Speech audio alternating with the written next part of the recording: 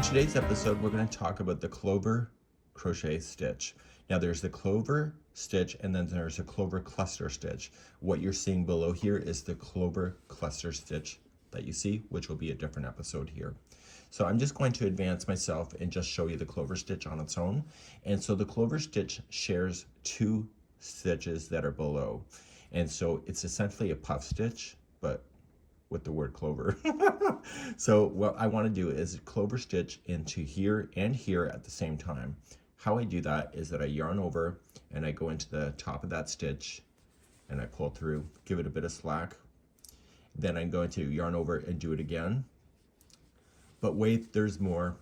So you have 5 loops currently on your hook. The other part of the clover stitch is using the next one right here.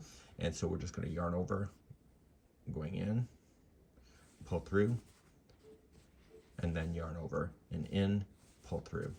So you're going to have this mess on your hook, and so you want to pull through everything but the final one here. So you're just going to yarn over and pull through, and then pull through the final 2. And this here would be a clover stitch, so it's got basically 3 sections. I'll show you one more time, so I'll just advance to the next one just to show you a clean one. And so I'll clover over top of these. So I'm going to start by yarning over and in, pull through, going in and pull through, and then I jump to the next one where I want to go.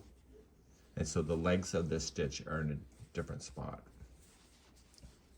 Once you can see all of this mess, just pull through everything but the final, and then pull through the final 2. And this is the clover stitch. And in a future episode, I'll have the clover cluster stitch, which is what you see below.